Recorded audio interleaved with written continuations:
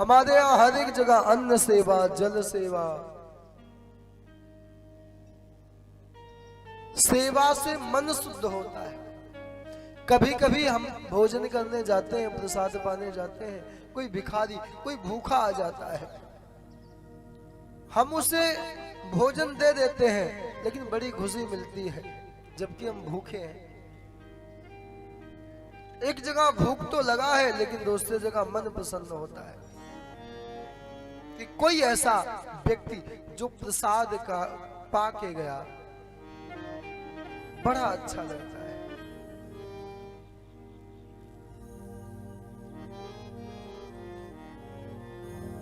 गुरुदेव भगवान से राम जी सेवा करते हैं। बार बार गुरुदेव भगवान ने मना किया, राम जी गए, वापस लखन जी उनके पद को, पांव को दबाते हैं। फूल के बगिया में सीता जी से मिले हैं। मानस काल लिखते हैं, जब राम जी नगर भ्रमण के लिए गए तो किसी की तरफ देखते ही नहीं है, तो सखियों ने, मिथिला की नारियों ने पुष्प को बरसाया कि ज्यादा आप सुंदर होने का अभिमान ना करो, ज्यादा सुंदरता देखना है ना तो आप कल फूल की बगिया में आ जाना। ही हरसई परसई सुमन, सुमुख सुलोचन वृंद। फूल बरसाते हैं, लेकिन फिर भी राम जी ने चर्चा भी किया, लेकिन राम जी ने सर नहीं उठाया। क्यों? कहते जहां भक्ति होती है ना, वहां परमात्मा स्वयं झुक जाते हैं। जहां प्रेम हो वहां परमात्मा अपने आप स्वतः झुक जाते हैं।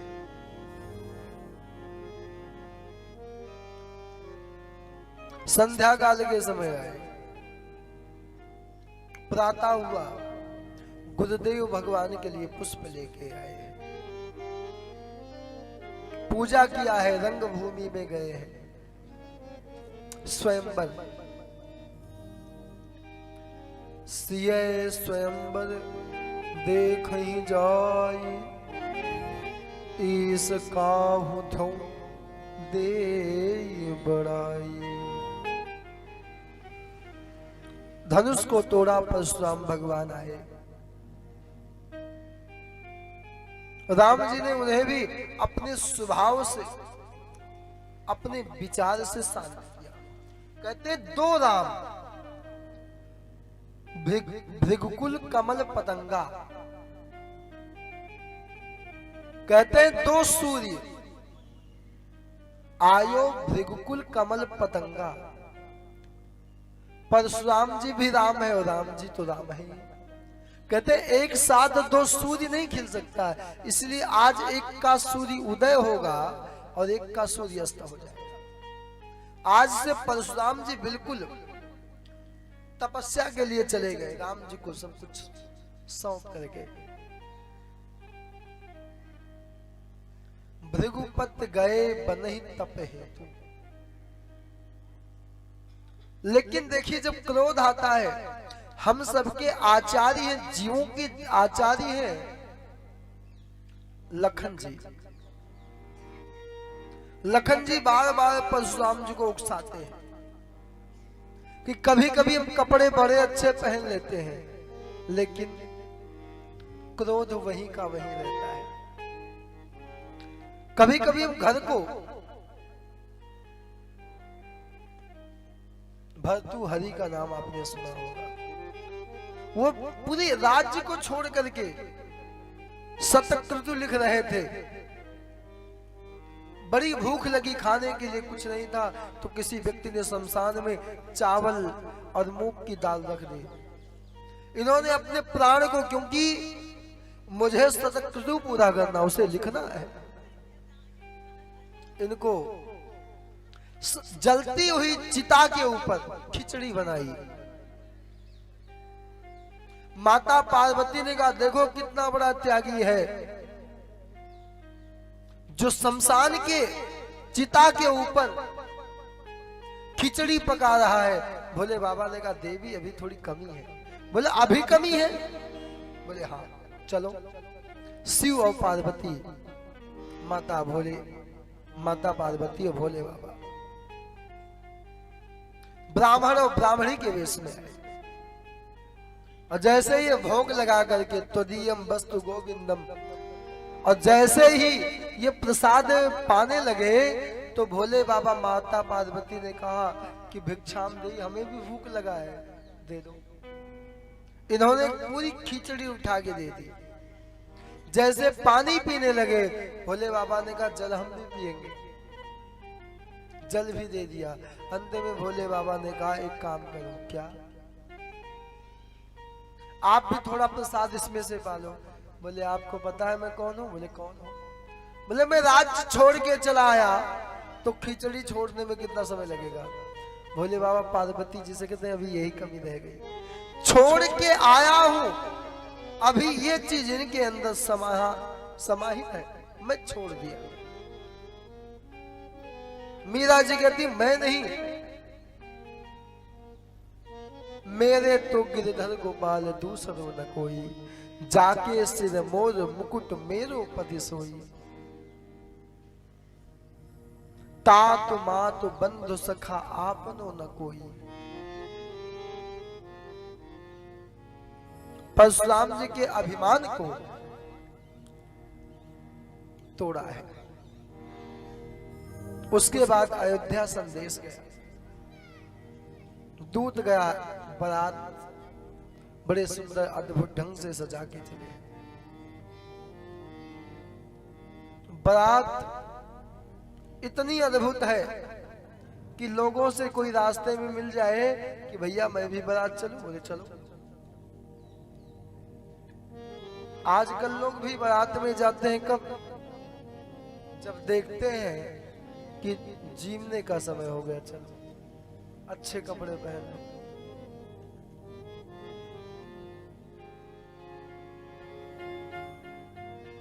और जनकपुर के पास तक बारात आई है। आवत जानी बारात बर, सुनि गह गहे निशान, सजी गजरथ पदचर, तुरग चले अगवान, तुरग चले अगवान। मिथिलापुरवासी स्वागत के लिए चले। और पहले के समय में बारात को जब पता लग जाए अभी थोड़ी दूर बाकी है, तो खाली हाथ नहीं जाते, उपहार लेके जाते हैं।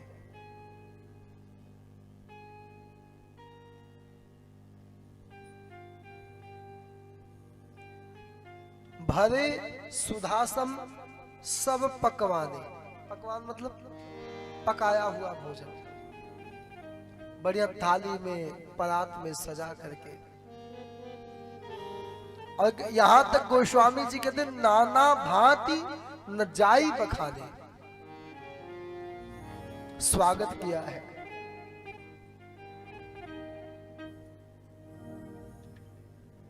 और यहां तक बिहार का जो भोजन यूपी का है, दही चिवड़ा,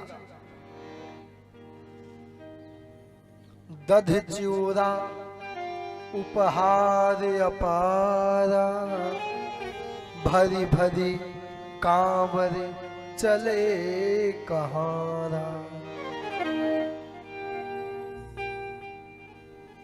भरी भरी कांवर चले कहारा। कार दही चिवड़ा की टोकरी सजा करके चले हैं स्वागत के लिए। और यहां तक बीच बीच बर बास बनाए, सुरपुर सरी संपदा छाई, बार बार जहां रुकते हैं वहां के लोगों को आनंदित सुख की अनुभूति करवाते हैं।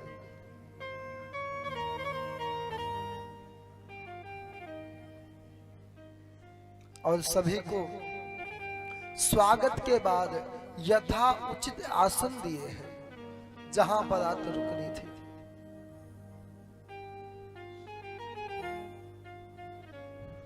और यहां तक माता सीता जानकी मैया समझ गई शायद कोई कमी ना रह जाए।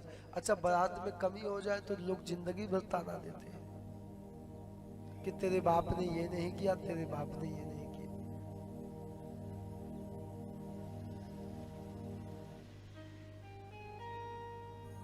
जान सिए बारातपुर आई, कछु निज महिमा प्रगट दिखाई। सुमरी हृदय सुमरी सब सिद्धि बुलाई, भूप पहु नहीं करन पठाई। मेहमान के लिए सीता जी समझ गई कोई कमी नहीं रहना चाहिए, तो क्या किया, सारी सिद्धि रिद्धि सिद्धि सभी को बुला लिया। अष्ट सिद्धि नवनिधि बारातियों का, लेकिन यह महिमा कोई नहीं जान पाया। सिया सिया महिमा रघुनायक जानी, हृदय हरस हरसे हृदय हे तू पहचान। राम जी समझ गए, बड़े प्रसन्न हो गए। इधर बारात में बड़े बड़े महारथी, बड़े बड़े योद्धा, तीनों देवता है।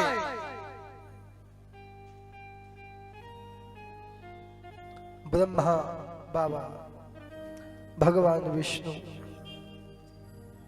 भोलेनाथ, सभी देवता हैं। जनकपुर की महिमा को देख करके ब्रह्मा बाबा ने भगवान महादेव से पूछा, एक बात बताइए, पूरे संसार को हमने बनाया बोले हाँ, लेकिन इस जनकपुर में मेरी बनाई हुई चीज क्यों नहीं दिखती?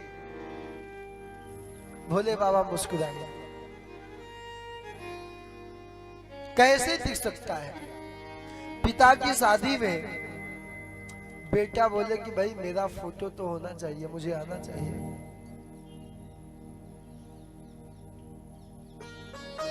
तो ये कैसे संभव है?